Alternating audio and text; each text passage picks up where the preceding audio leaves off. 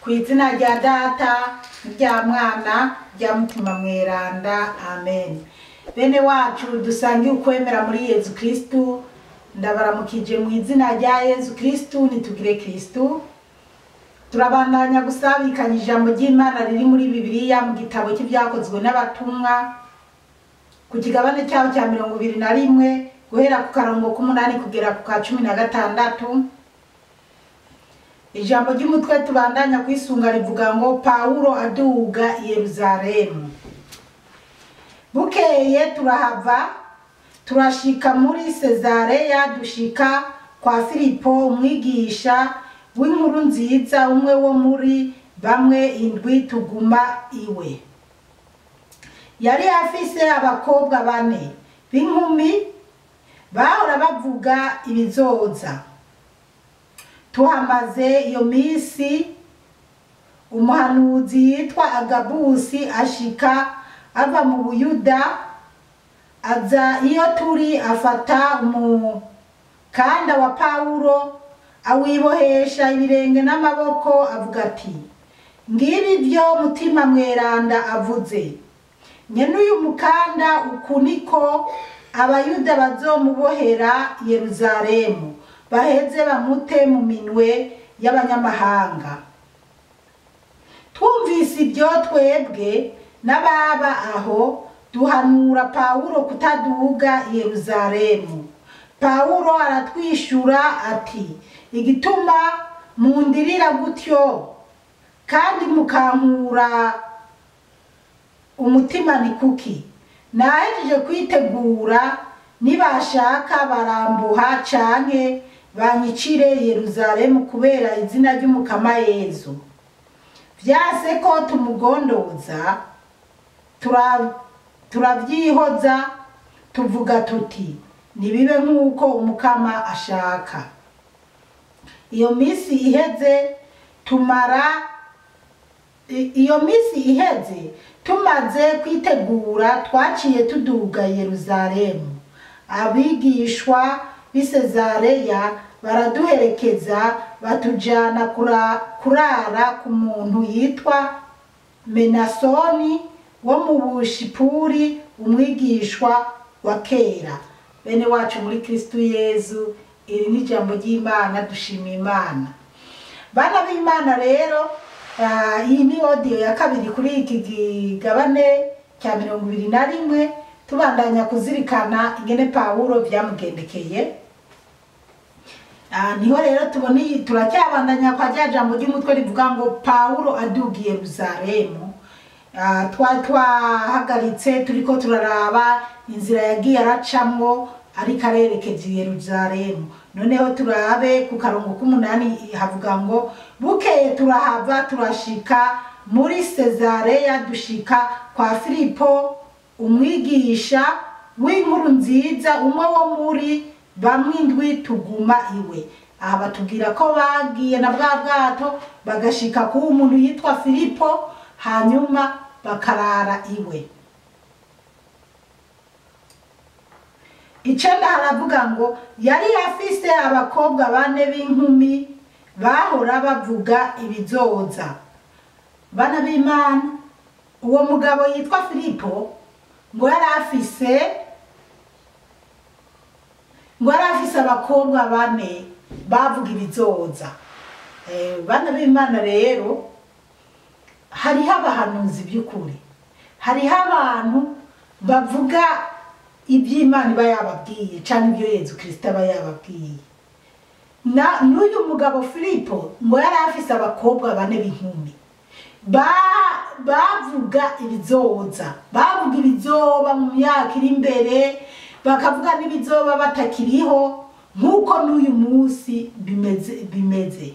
Iki gihe rero hariho abahanuzi bavuga, basha ndababwiza ukuri, mu by'ukuri abantu barerekwa pe, kandi ndababwije ukuri n'abanyabyaha barerekwa.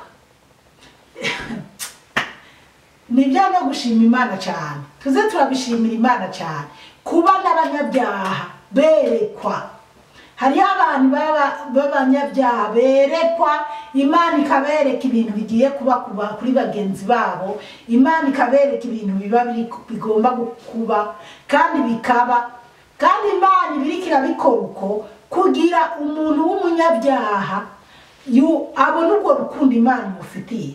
Mu by'ukuri nanjye nkiri mu byaha byinshi narerekwa ibintu nkabirota cyane nkabona biraje nkabyerekwa, usibye ko ubu binaza ndanicaye icyo gihe bitaza nk'uko byari bimeze ubu, ariko icyo gihe ndi mu byaha nabone narerekwa kuko igihe yeza nyereka twayishengero nanjye ndimo nari nibereye mu byaha neza kabisa, ndabyisasira nkabyiseguza. Ariko umukama Yezu kubera yarazi icyo azongira yarareka nyine nkerekwa ibintu. Ubwo rero niyo mpamvu natwe dukwiye kugenza gute, kuza turagenzura ukwerekwa kwacu cyangwa kurota kwacu. Nuko uyu mugabo Filipo nawe yarafise abana bane b'abakobwa bahanura bavuga ibizoba.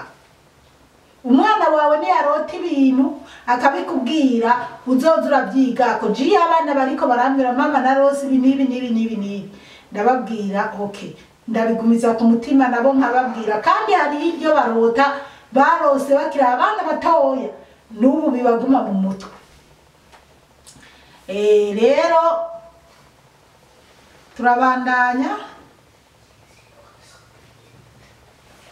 Icenda haravuga ngo 10 haravuga ngo tumaze iyo misi umuhanuzi yitwa Agabusi ashika ava mu Buyuda aza iyo turi, afata umukanda wa Paulo awibohesha ibirenge n'amaboko avuga ati Imana yo mwijuru tutabare cyane. Ngo bahamaze imisi kuwo Filipo. Uwo Filipo abakobwa biwe bari bahanuye, kandi cyagihe twarabonye ko na hahandi yamara imisi ari kumwe na babandi babigishwa cyangwa b'abanyeshuri, ko nabone mutima mweranda yabagendeye akabereke ibizoba kuri Paulo, bavuze bati nyamara ntukwiye kuja Yerusalemu.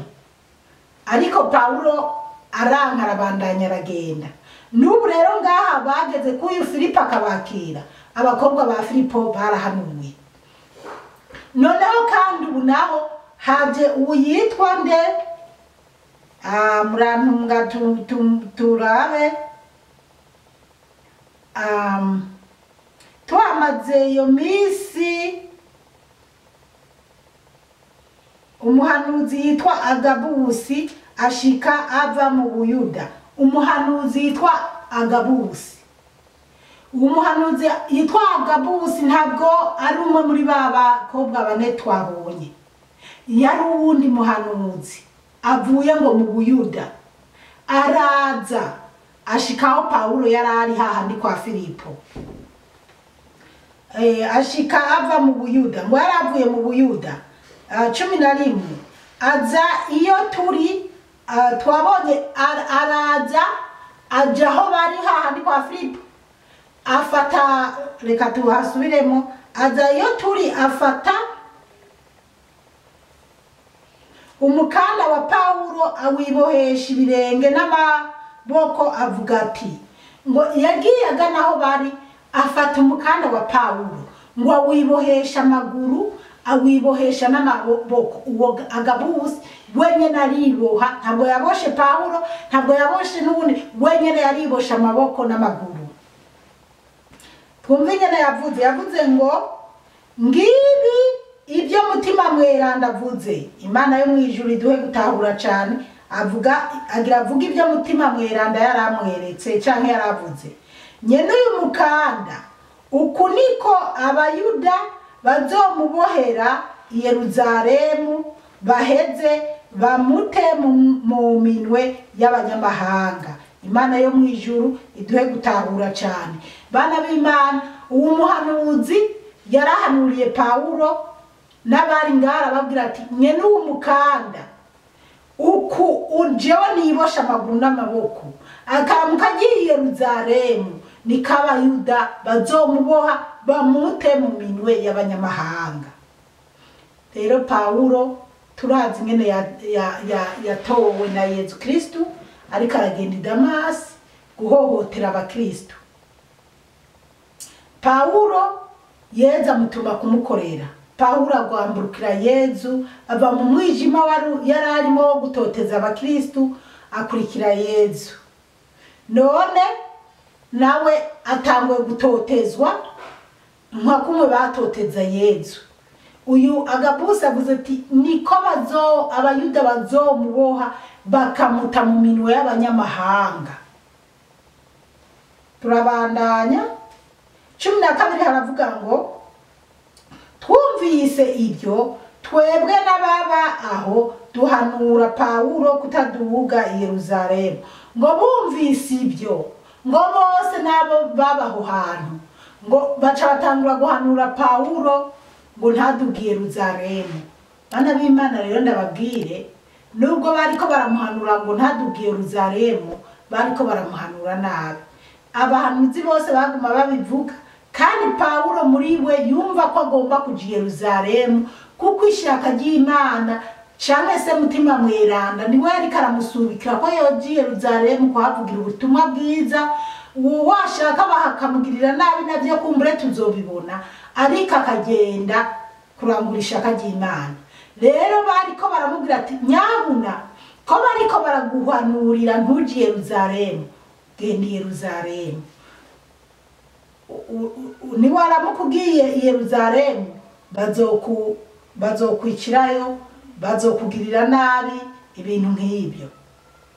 Baramubuza kuja i Yeruzalemu ariko ubwo reka tubandanye turabe ingene byamugendekeye. Pawulo aratwishura ati igituma mundirira gutyo kandi mukankura umutima ni kuki. Pawulo ngo arababwiye ngo kubera iki muriko murandirira gutyo kandi kubera iki muriko murankura umutima.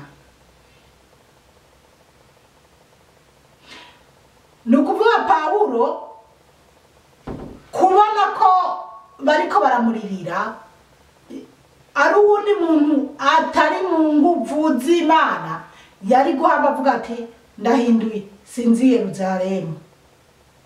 Ariko Pawulo yababwiye ati kuki muriko murandirira, kuki muriko muranca umutima, kuki muriko muranca inkokora. Pawulo rero yumva ko agomba kuja i Yeruzalemu. Rero bana b'Imana hari ibintu abana bo mu isi twitambika imbere. Buriya Imana yavuze ikintu iba yakivuze.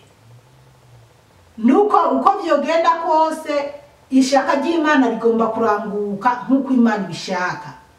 Twebwe tugasenga tugasenga Imana nayo igashira mu ngiro ibikorwa byayo nkuko ibishaka.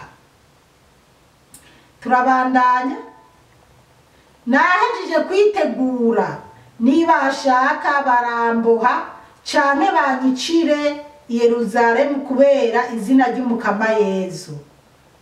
Pawulo arababwira ati jewe namaze kwitegura kuja i Yeruzalemu. Bashaka baramboha bashaka baranyicirayo kizima nzoba ndiko ndavuga izina rya Yezu Kristo, nzoba ndiko ndashingira intahe Yezu Kristo, kizima nzoba ndiko ndavuga inkuru nziza. Bana b'Imana rero hari gihe umuntu yoba avuga ngo arakorera Imana canke se yoba yaratowe n'Imana ngo akorere Imana ariko yagera mu bikomeye agahindura akavuga ati none ko bamanuriye ngo sinzi Yeruzalemu ko nzohapfira kandi ko nzi no mu nzira nagiye nacamo ni Efezi yose bashatse kungirira nabi noretse kuja i Yeruzalemu nkigumira muri aba duhuje umutima canke nisubirira muhira canke nisubirira mu kiraro cyanje nama njishiramo amahema nkareka kugenda kwirirwa ndahangayika.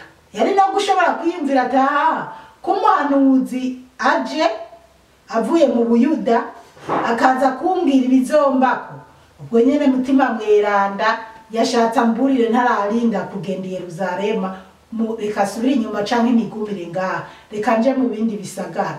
Ariko Pawulo yaravuze ati nimureke kundirira, nimureke kuca intege, nimundeke ngende ntegezwa kuja i Yerusalema. Wanashaka bazonyica, bazogira iki kizima, nzoba ndi kuvuga ijambo rya Yezu. Burya rero bana b'Imana abari muri Yezu turanezerewe pe. Umuntu ari muri Yezu ibyago canke makuba canke ibiki n'ibiki ntacyo bimutwara, arashikama akagira umutima akamenya ati Yezu arambona, Yezu ari kumwe nanje. Mba muri Yezu rero, mba muri Yezu, ukomere muri Yezu Kristo.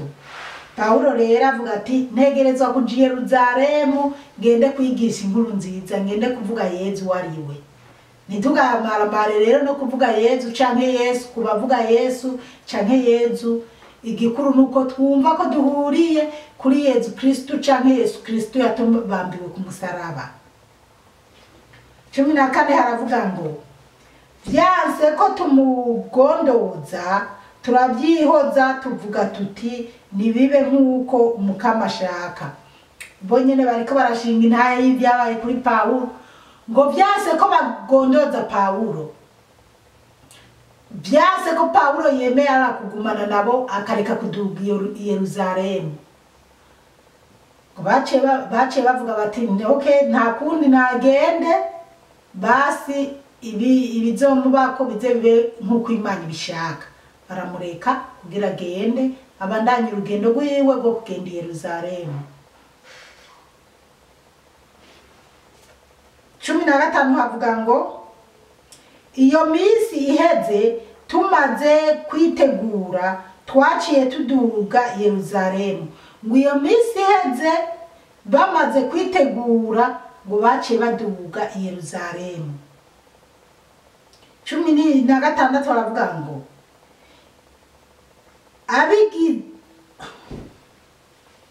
abigishwa b'i Sezareya baraduherekeza batujana kurara ku muntu yitwa Menasoni. Rero baratubwira aho yaciye. Abigishwa b'i Sezariya ingene bamuherekeje, ingene babaherekeje Pawulo na bagenzi we, ingene babaherekeje bakagenda no ku muntu twumva yitwa Menasoni wo mu Bushipuri, umwigishwa wa kera. Ngo ku umuntu yitwa Menasoni wa mu Bushipuri yari umwigishwa wa kera. Yari umwigishwa wa kera, yari nawe ne yarazi Imana, kuko barinze bavuga ati umwigishwa cyangwa umwigisha yari umuntu nawene yubaha Imana. Bana b'Imana rero murumva ko Pawulo ntiyari yorohewe mu rugendo rwo kuvuga inkuru nziza, kuvuga ijambo ry'Imana ntiyari yorohewe. Nicyo gituma rero no muri iki gihe usanga hariho abantu bavuga ijambo ry'Imana bagatotezwa, bagahahazwa, bakabagiriza amabi, bakabacokoza, ariko ntitugacika intege. Pawulo araturemesha kugira tuze turakomera, maze izina rya Yezu Kristo rikwira isi yose, abantu bose bamenye Yezu Kristo wariwe. Kandi noneho iyo urimo neza witorewe na Yezu Kristo aragushigikira, mutima mweranda akaba ari wagukoresha ugakomera mu kwemera, ugakomera mu bikorwa ukorera Imana.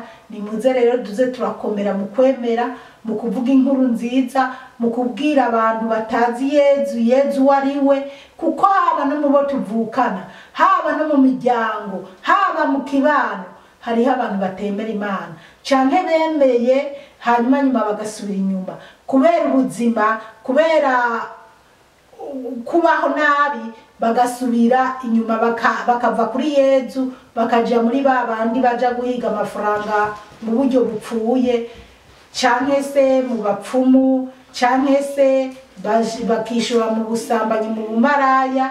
Kuko mw'iyisi iyo abantu bagiye muri ibi niho baronkera abantu bagiye gukina ibintu bya pornography babaha amahera canke bagiye no mu ntambo zimaramaje. Hari n'amafilime y'urukozasoni abantu bakina bumva ko bari mu maraha canke bariko baraca amahera, ariko ajya amafilime akazotuma utarengana ibariyeri yo mwijuru ngo winjire mu bwami bw'ijuru.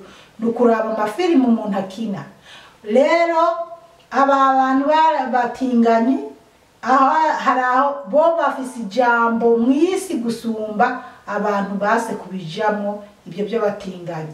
Ibyo byose rero abuzi bashikire babwiza ukuri, bakwanka bakwanke, bagukunda bagukunde, ariko ube wavugiye Yezu, uvuge ko ibyo bintu bisesema Imana, utange n'uburorero bwishi bw'ahantu ariko abantu bari gutikira, bari kubona amahano kubera kutumvira Imana. Reka tugeze ngaha, Umukama Yezu abahezagire cyane. Mwarahezagiwe n'Imana. Ku izina rya Data, rya Mwana, n'irya Mutima Mutagatifu. Amen.